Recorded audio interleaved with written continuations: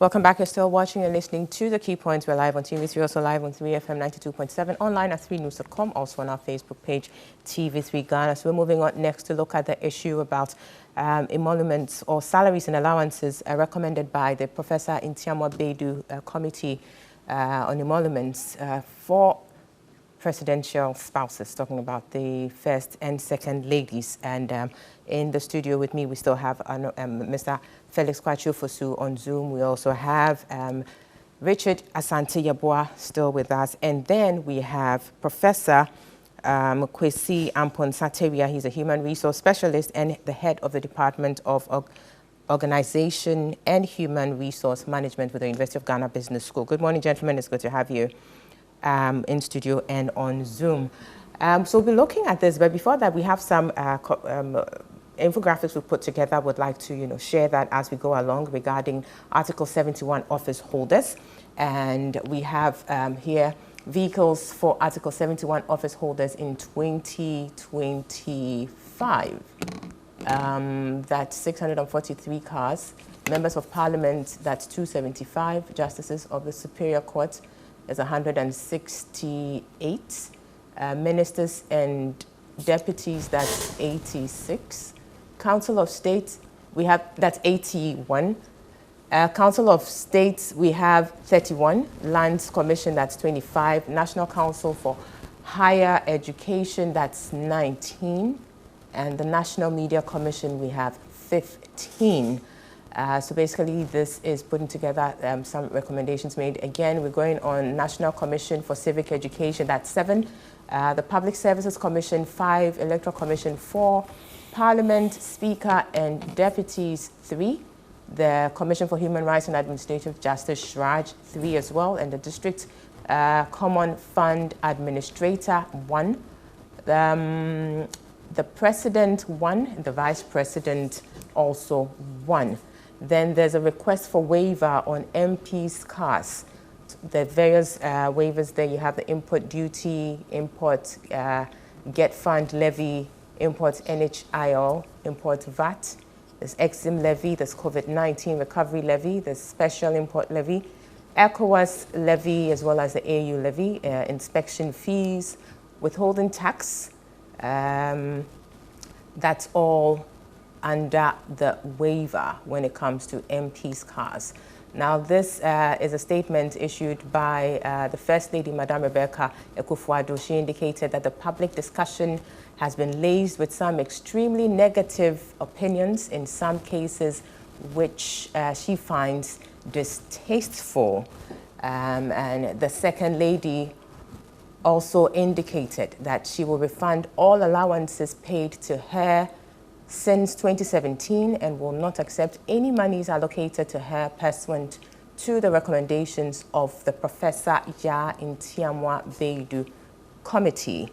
The Second Lady, again, that's indicating what the Second Lady has indicated, that she will refund all allowances paid to her. Now, this obviously came on the back of the whole brouhaha following the Professor Intiamwa Beidu Committee report that recommended that the First and Second Ladies be paid salaries pegged at the level of cabinet ministers.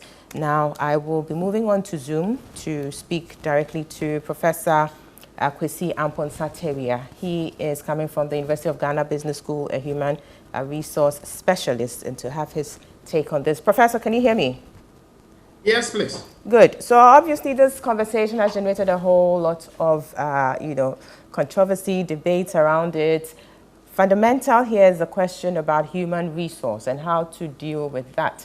Questions have been raised about why pay salaries to First and Second Ladies when they have not been assigned any duties, raising the constitutional issue about even the appropriateness or otherwise of, a committee set up pursuant to Article 71, making recommendations about the first or for the First and Second Ladies who are not named under Article 71. As a human resource specialist, following this discussion, what are your views? How do you see this going, being resolved? Very well. And thank you very much. Let me take the opportunity also to greet my very good friend, Felix and Richard on the other side. And say that, well, I guess this has been a practice in the country where people are assigned responsibilities without even being given job descriptions and all those bits in our country.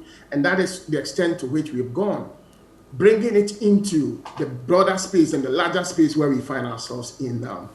We reckon that, well, the services being rendered by the first, the first lady and the second lady in the country, as we all can attest to, quite valuable. If you look at their contribution to the country, quite valuable as well. But hey, here we are now discussing whether indeed they even have locals to perform such functions in the country. And it does happen. In most public sector organizations, we employ people without even appointment letters and job descriptions and so forth and so on. And this is what is playing out now.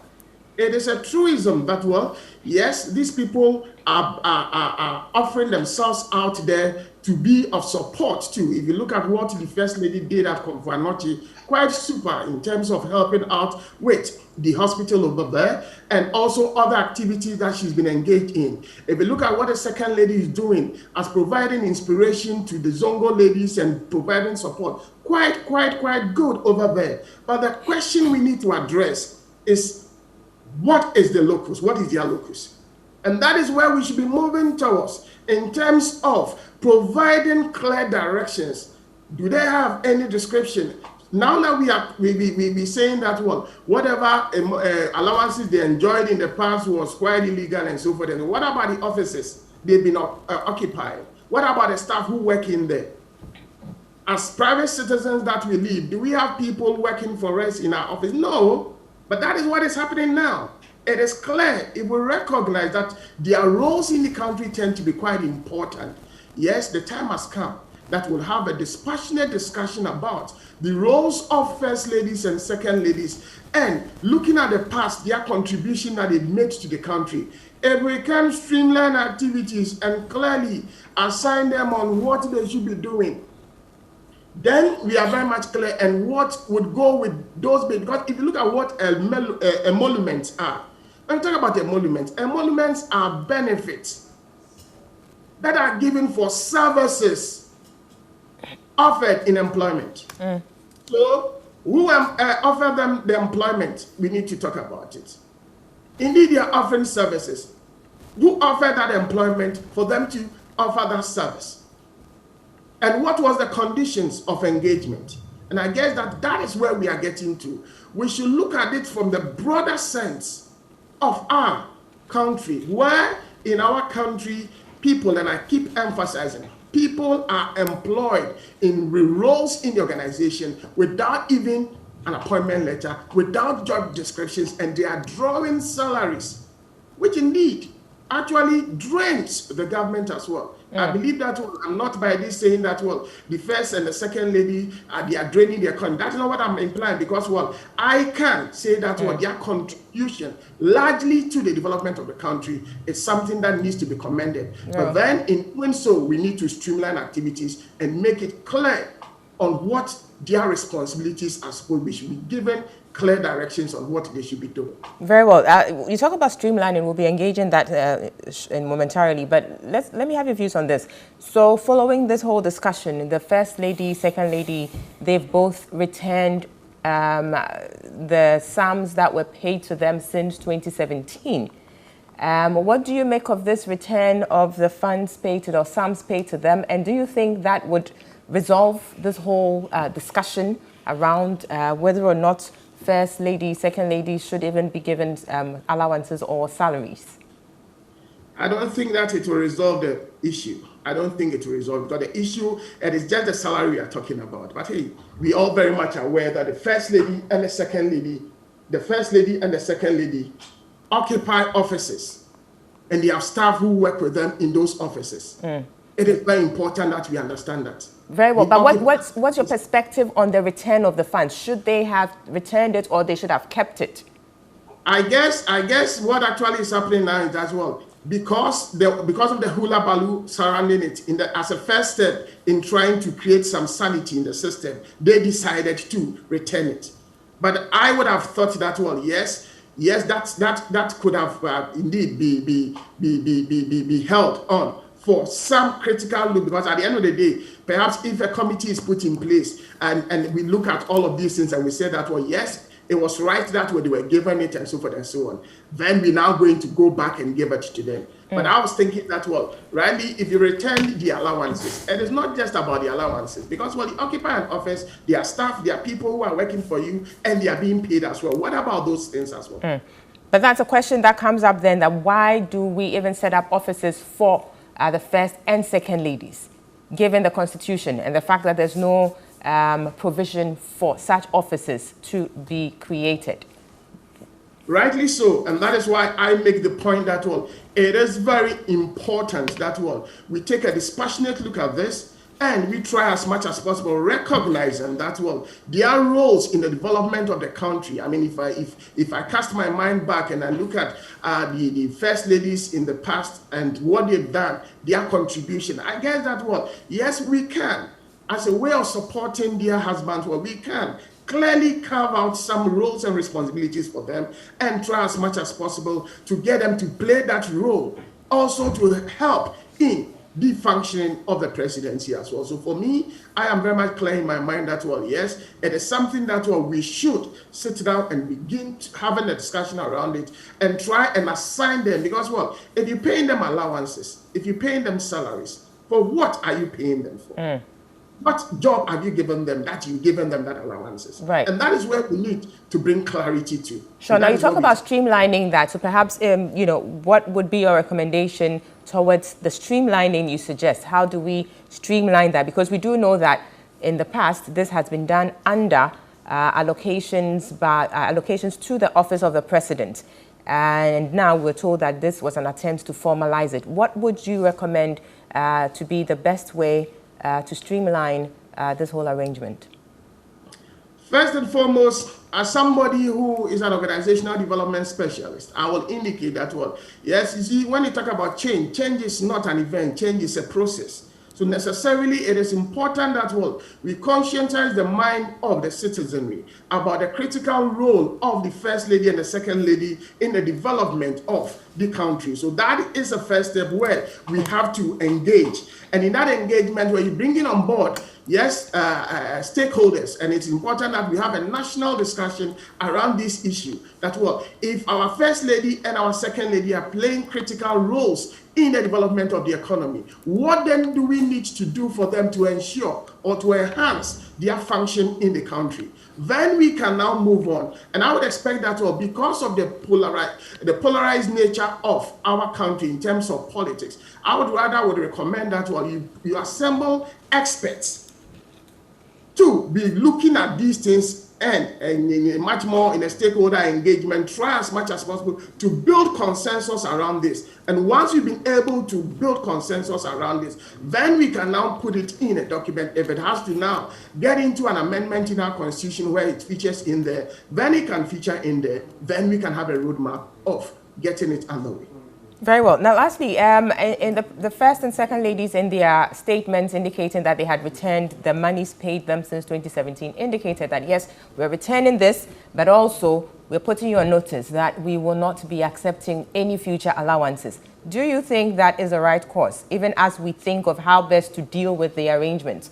Do you think moving forward, they shouldn't even take salaries? Sorry, allowances.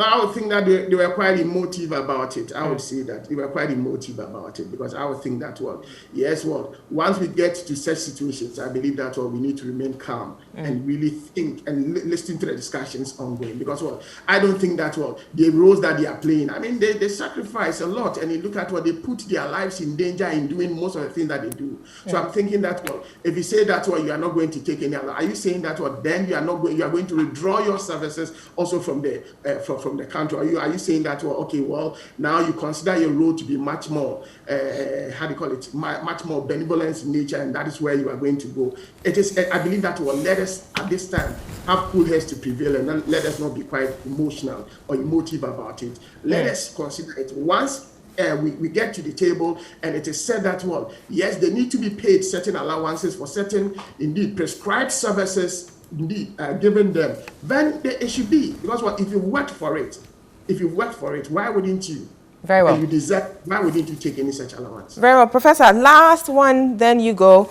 The Constitution generally places public officers into two categories. You know, Article 71 office holders and all the other public officers. And clearly, there's some disparity between these two categories of public officers. Indeed, the Constitutional Review Commission report highlights this disparity and calls for a way to actually bridge the gap. You sitting there as a human resource specialist, what do you think would be the best way to deal with this disparity between Article 71 office holders and all other public officers? That is very important, and I think that, well, as I said, if you look at it in terms of their remuneration and in terms of their conditions of service and so forth and so on, in terms of human resource, you are looking at effort-reward relationship in here. So I would think that, well, let us, when it comes, I think what is actually creating the problem is not even that, it is much more with remuneration and with the rewards, incentives that, well, individuals are getting. That is what actually is creating the problem. And indeed, when it comes to salary administration, there are a number of considerations that, well, we need to make when it comes to salary administration and incentive given to individuals in organization.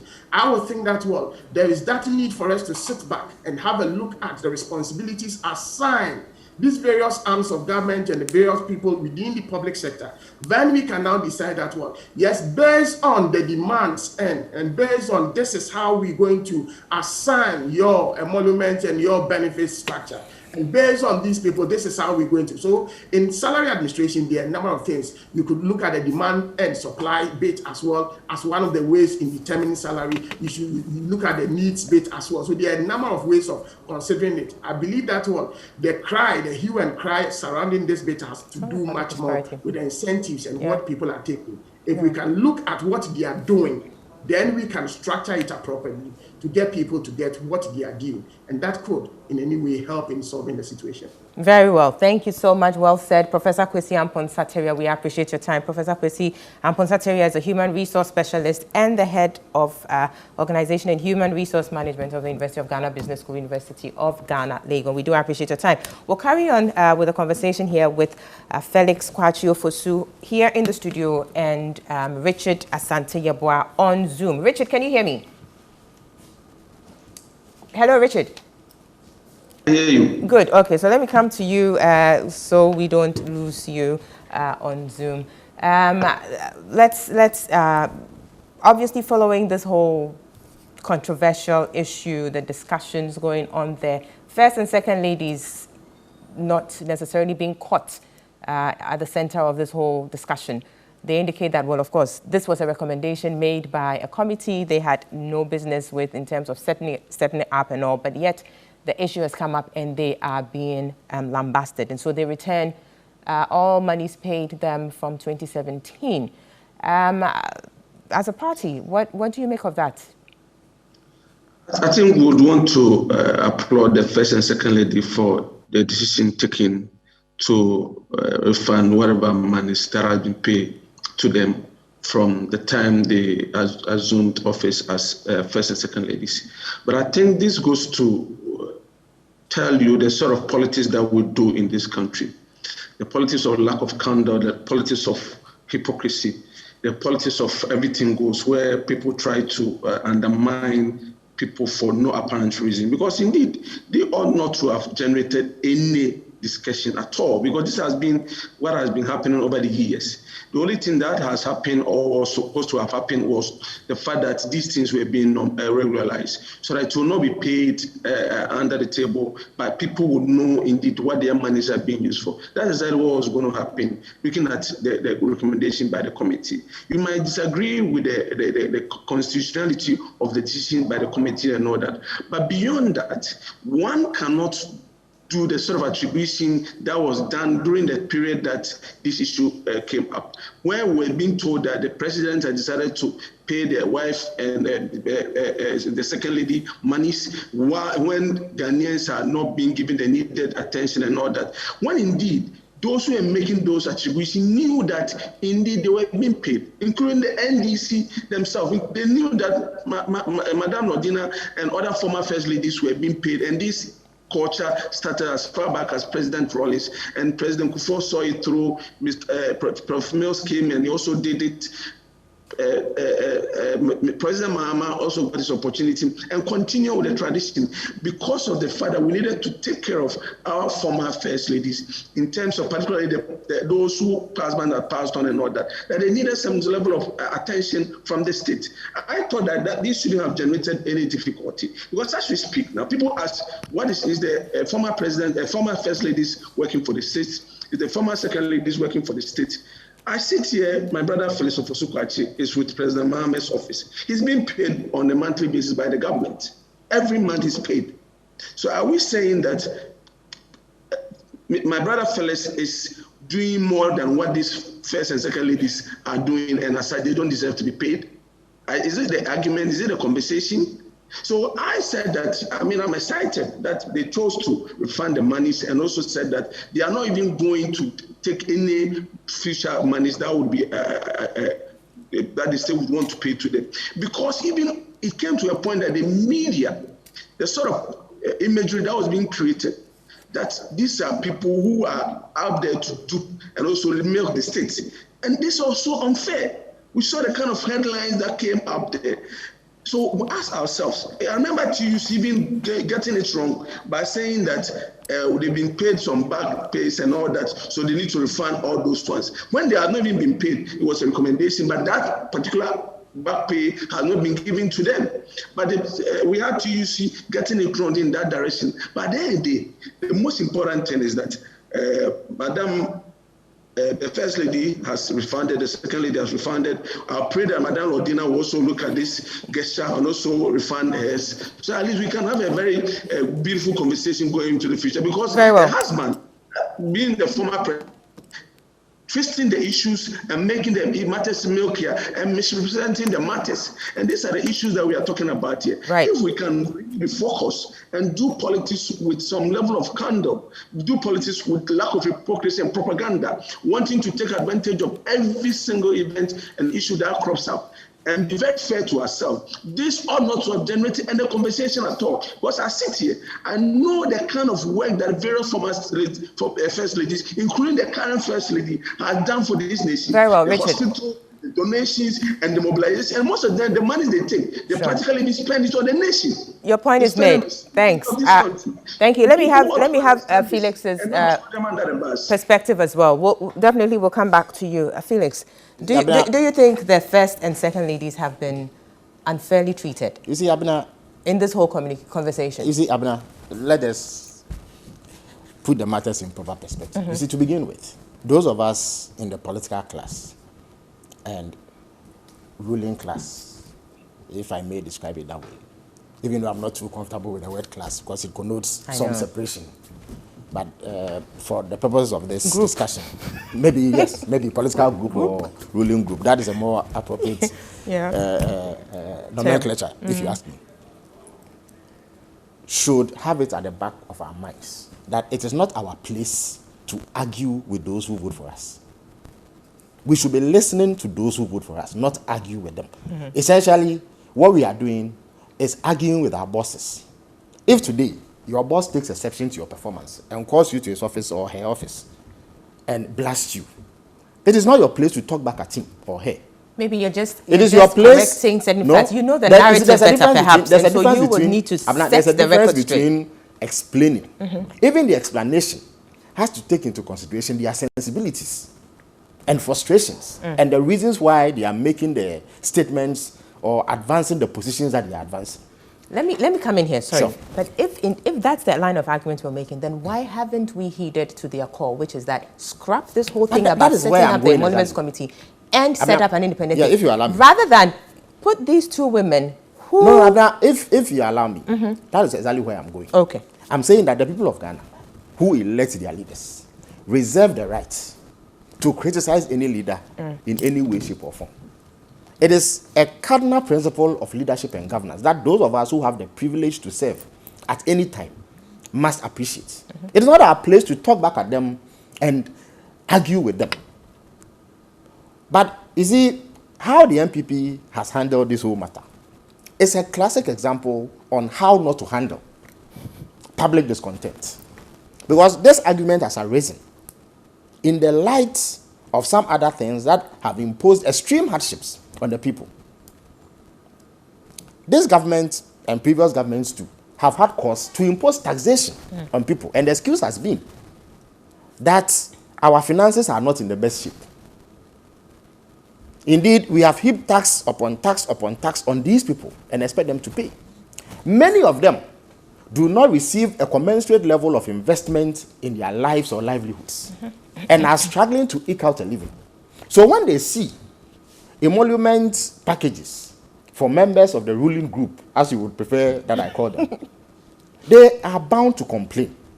If in the exercise of their right to criticize, there are distortions of the narrative, you can explain it, but in a manner that is respectful and acknowledges their sensibilities. But what they are saying is that the NDC, who but I'm coming to the point. Better, you see, this government has a problem. Have not set the record straight. This government, made this the government situation has a murkier. problem. You know, this government has a problem. They have a fundamental difficulty in appreciating that every Ghanaian has a right to air his or her view on the way that the affairs of the country are handled. The affairs of the countries are handled. They perceive every criticism as emanating from the NDC. That, you see, they have a siege mentality. So they perceive every criticism that even you have not make as coming from the NDC, rather than seeking to listen and understand exactly what people are saying. It is not only NDC members who have repudiated the current state of affairs. There are MPP members, non-MPP members, who have led the charge. NDC members are no less Ghanaian. Regarding the payments of these allowances. NDC members are no less Ghanaian than any other person who lives within the jurisdiction. So the tendency to view every criticism as coming from the NDC is informing some of their actions that have deepened the crisis. And that is why I say that what they have done is a classic example in how not to handle this content. Let me show you what they've done. Now, Rachel said that the first and second lady need to be commended for returning their allowances that they paid them since 2017. I disagree. There is no commendation to be had. The fact is that there was no requirement for them to refund anyway. But you see... But the pressure. But you see, again, there's a way that you handle these matters that convinces people that you have heard what they are saying. If you read the statement of the First Lady, essentially she was saying that, yes, I've been paid money, but because you're angry, take your money. That is disrespectful to the people of Ghana. The people of Ghana have been aware. How is that disrespectful? It is disrespectful to the extent that you have taken the money in the first place. But if you had rejected... So let us break it down. Let's start. So I'm going to break it down, yeah.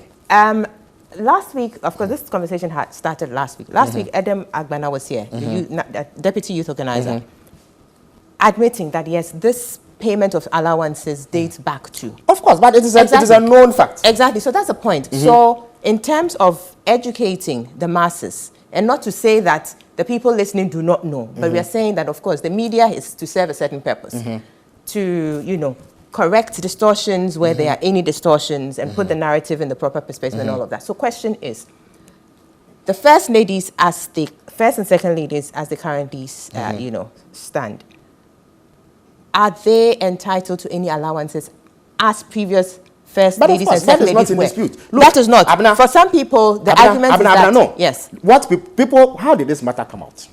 The information minister, when the criticism started, put out information that the first and second ladies are going to be put on salary as per recommendations made by the Professor Intiamwa Bedu committee, which recommendations had been approved by Parliament.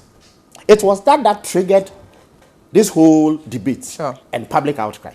It was not the NDC that went anywhere to say that first ladies and second ladies are going to be paid salaries. It was a government action that elicited criticism.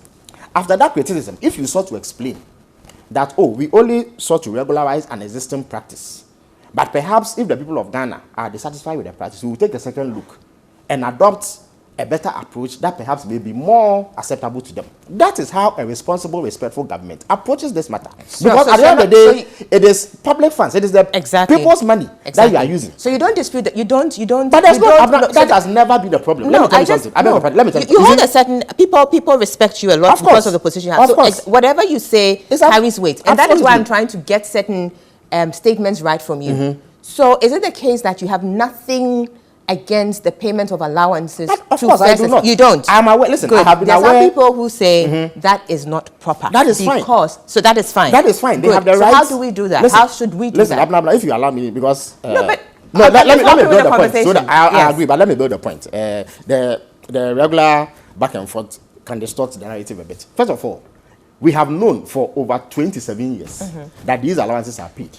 Indeed, when it started as a package to help former first ladies and wives of vice presidents, many of whom had lost their spouses, and so were living in conditions that were less than ideal.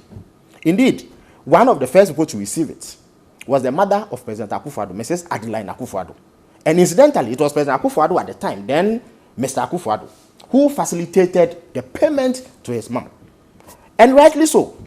The good old lady deserved to be looked after by the state when she had fallen into some difficulty by virtue of the loss of a spouse. There's absolutely nothing wrong with it. She cannot be disparaged for it. And nobody that's one category. That's one category.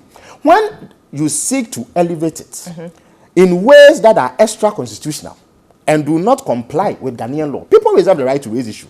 Now, if you seek to explain it, you must explain it in a tone and language that is acceptable to the people. But you don't throw tantrums and thump your nose in their face and tell them that, some of the comments are distasteful, so I'm paying back. Good. If in the beginning you had rejected it outright, people would have known that you are coming from a certain place. Why? There are ministers of state who refuse to take their salary as a goodwill gesture to the people of this country. People appreciate that. Sure. They are the ones who will have the right in future, if they are accused of some wrongdoing, or even if the narrative is distorted, to express some disquiet. The other issue is that why people have said that the first lady engages in philanthropic gestures, and so it is necessary to give her this salary as recommended by the commission. Look, I disagree. The reason why it is philanthropy is that you don't benefit from it. If it is not philanthropy, you cannot.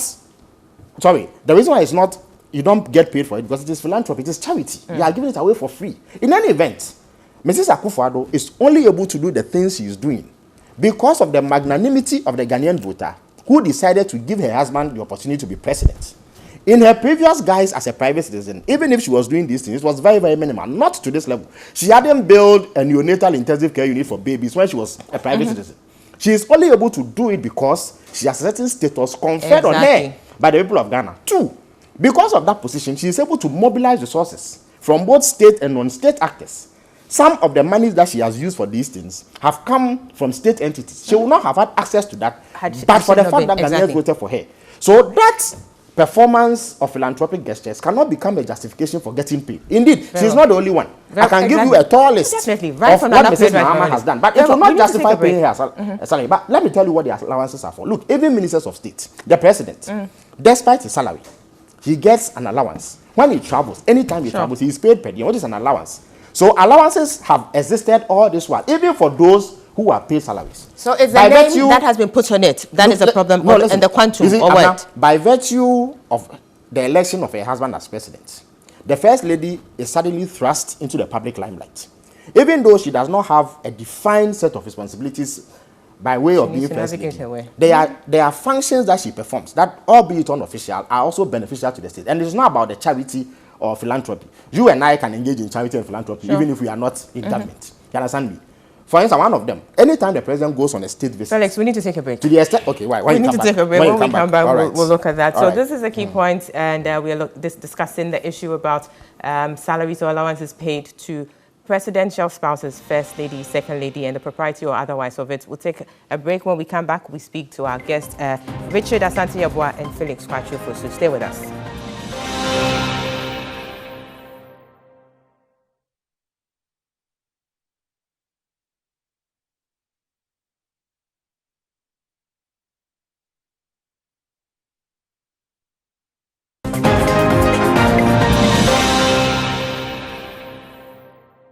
You're still watching and listening to the Key Points. We're live on TV3, also live on 3FM 92.7, online at 3news.com, also on our Facebook page, TV3 Ghana. So currently having a conversation about the presidential spousal allowances and or salaries debate that has come up following the recommendation by the Professor Intiamwa Baidu committee report. And we have in the studio Mr. Felix Kwachu-Fosu, former Deputy Minister for Communications. And on Zoom, we have Mr. Richard Asante Yeboah, Deputy Director of Communications with the New Patriotic Party. So let me come to you, Richard. Can you hear me? Yeah, I can hear you. Good, yes. So you heard Felix's submissions. This arrangement, as we all know, has been there for as long as we know. It started for a certain purpose, catering to the needs of, widows of past presidents or heads of states, and it followed through till current times. According to Felix, he didn't think that, contrary to your submission where you were actually commending the first and second ladies for returning the monies paid them from 2017, he says, well, he doesn't see any need for commendation. There was no duty on them to return the money anyways. What do you make of that, and generally your reaction I'm not to other surprised. submissions made? I wasn't expecting anything different from Felix in that regard. I mean, he spoke as Felix with with the NDC, and their thinking and the mindset and what they seek to achieve with all these games that they play.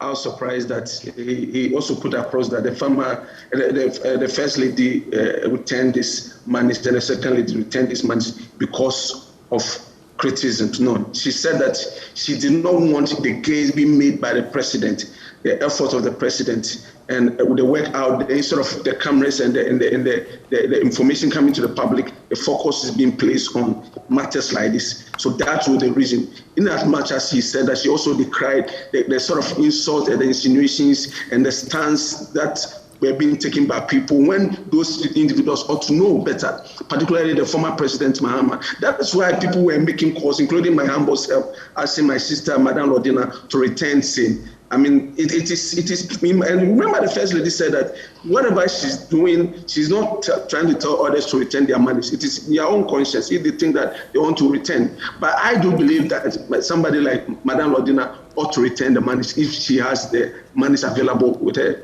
Because the issue is that when your husband creates the impression that somebody is doing something bad, and indeed that's not the situation. When the NDC as a political party, at the initial instance, when these informations are not gotten to the populace, created the impression that this is what is happening. It's the similar thing that we are talking about, like what we spoke about in Honorable Kennedy Japon's issue.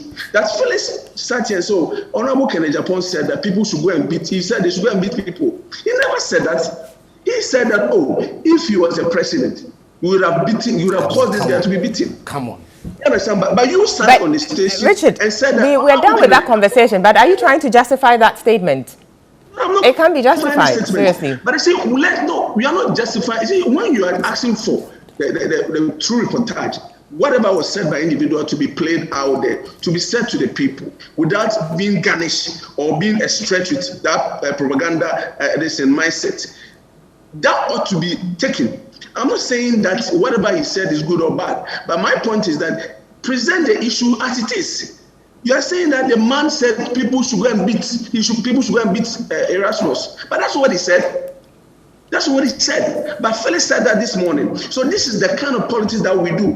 When this issue came up, we were told that President Akufo-Addo had decided to pay. Even I saw a headline from Trade Network, where the online portal said that the first lady and the second lady are supposed to be paid salaries, and they are going to be paid salaries. They did not present the issues as it ought to be. So these are the things that we talk about. That, you know what, misreportage, it's a major challenge, and I don't want to say that.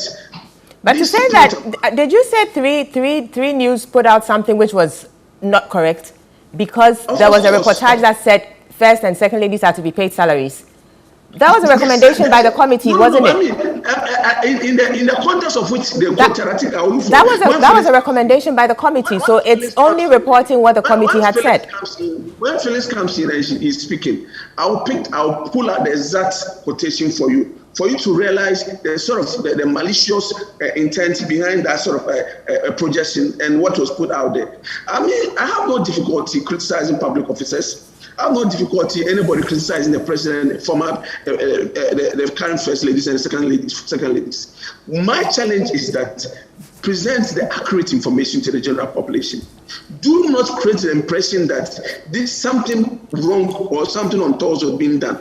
That's the issue. At every step of the way, we create the impression that somebody is doing something bad, when indeed we are well aware that nothing bad was being done. Ask ourselves, until the discussion went further and further on, the ordinary Ghanaian was made to believe that this was the first time this thing is being instituted by President Akufo-Addo, and he's doing the same because he wants to pay the wife, and those payments are to start from 2017. This is what the Ghanaians were made to believe at the initial instance. And I'm saying that this sort of politicking is unfair. When you do that, you try to create sufficient for the person who is at the helm of affairs. And I cited instances that President Mahama is being paid as a former president. Nobody has issues with that. He's being given all kinds of largesse to operate his office, including personnel to help man his office, including my brother Felicity, who is being paid by the state. Nobody has issues with that. So when you say that a former first lady who is executing and doing all kinds of work to project the country, assist the country in diverse means, and you list all kinds of things and create the impression that they are not deserving of the money that they are being paid. And they say, you know what? I do not want the focus for national discourse on the things that are being done by my husband, the president, the work that is being done, the various projects that have been executed, the various relief packages that are being given to the populace, the jobs that are being created across the length and breadth of the country, roads construction and all those things. I do not want the focus to move from those things and come to issues that borders on what ought to be given to me as a first lady. Very well. Richard, let me ask you this question. That I would, at every point in time, appreciate that sort of gesture and that effort. Very well. Let me ask you this question. So it's something that has been done for as long as we know.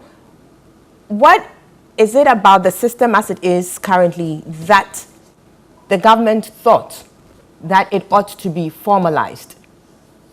I mean, the mere fact that these things were being done and in the under the cover of somebody's tabletop payment system. But that isn't the case, is it? It's not tabletop payment. That's exactly what. The point was that the point was that it has not been formalized. What has been done is that people were being paid based on what whoever is the president feels. But let me ask this, does formalization necessarily mean that they need to be put on the level of cabinet ministers, for instance? So salaries at the level of cabinet ministers. Is that what constitutes formalization? And strangely, in the past years, even during the era of President Mahama, if my memory serves me right, and I stand to be corrected on this, I think the payments were made at the level of the cabinet ministers. And remember, this was a recommendation from a committee that went to Parliament, which was approved by Parliament. It was Parliament that approved it. It is not the executive, the president who approved it. Very well. So if people were being questioned, Parliament needed to answer these questions, and nobody needed to point their fingers at the presidency. Very well. We have just about 5 minutes to wrap up. I'm going to split the time, but yes, the whole essence about formalizing it. We just need to clarify that. Allowances are as formal as they get. They are documented. Even per diems paid to officials who travel outside the country are documented. So they are very formal. What they sought to do was to elevate the first and second ladies to the level of Article 71 office holders, as per the recommendations of the committee. They said that Parliament had approved, so they could go ahead. Meanwhile, it was illegal. You are the lawyer. It was unconstitutional. It's currently before the Supreme Court, you know that. So but when it comes to that... Listen, the two ladies are not part they are not, of Article 71 not mentioned there. So there's even no debate about the matter. But it's before the court, so nobody has a difficulty with that. The other issue is that, you see, the MPP are living in a delusional bubble. They are tone deaf. They cannot separate genuine sentiment from political statements. This uncanny fixation that they have with President Mahama, that as for him, he doesn't have the right to speak about any matter. I don't know where that comes from. Where do they get the right to confer on anybody in Ghana the right to speak or the right not to speak? In any event, it is obvious that either the president or his vice or the leadership of the MPP government have not read President Mahama's statements. President Mahama recounted the history of these payments. So they claim that he said that it was the first time that it was being done. It's totally false. In fact, the very first person to put it out there, that in fact the payments started from the time of President Rawlings, was Nana Atudazi, the chief of staff under President Rawlings, not the MPP government. They claim that it started with President Kufuor. We corrected the record, that it actually started with President Rawlings. That is why I gave you the example of the payment to President Akufo-Addo's mom, the late Mrs. Adeline Akufo-Addo. So they concoct their own falsehoods, fabricate claims, and then launch attacks on the former president. Again, the reason why I reject the First Lady's statement outright, and I say it is devoid of any moral value, because it was just to occasion a piece of bizarre propaganda against the person of Mrs. Lordina Mahama. Why are they focusing on Mrs. Lordina Mahama? Why are they not state in her statement that it's without prejudice to any other? But soon after that, the government information machinery, the government information machinery was used to propagate propaganda, calculated attacks at the person of Lordina Mahama, including my brother. Is it proper to put it on the First Lady? Listen to me. I'm saying that every public official is subject to criticism. The First Lady is not immune to criticism. So the mere fact that you've been criticized does not mean that a government should go into the dark art of propaganda and target others. So we should target Mrs. Teresa Kufuor and Mrs. Ramatu Mahama because the First Lady has been criticized. Felix, let me just give the rest of the time to Richard. Oh, but I just spoke for 2 minutes. It's not fair. 2 minutes. You only have 30 seconds. He spoke about 10 minutes. I have spoken for 2 minutes. I say I'm going to give you the last word. How does he get the last word on this matter? Please, Felix. How does he get the last word on this matter? Felix, just be fair. You know, I mean, he also has to have his last word. Yes. You only have 30 seconds, so please don't lament. Just carry on. Do not take undue advantage of your presence in the studio. Well, it's not my fault that you're not in the studio. As far as I'm concerned, you were 30 seconds. If you fail to show up, I cannot be faulted for it. I think we need to understand this, and going forward as a country, we need to take away insults from the kind of politics that we do, and also be fair to the facts. We need to appreciate when good things are being done. We need to also be mindful of the reportage from the various media outlets and the things they say. We need to also understand that as a population, in as much as the media can criticize, their work can also be brought under scrutiny. So when they are being scrutinized, people ought not to see them to be being condemned. Because at the end of the day, when they go wrong, we also need to say that. We also need to appreciate the good work being done by the offices of both the First Lady and the Second Lady. What is being done is extremely awesome. The great work that they are doing. We need to appreciate that. We need to also understand that in politics, at every point in time, what matters is the populace. And the president has indicated that he will do everything possible to transform this country. And he's doing it. We know the jobs that are being created. We know the roads that are being fixed. We know the water that is being expanded across the country. Electricity work that has been done.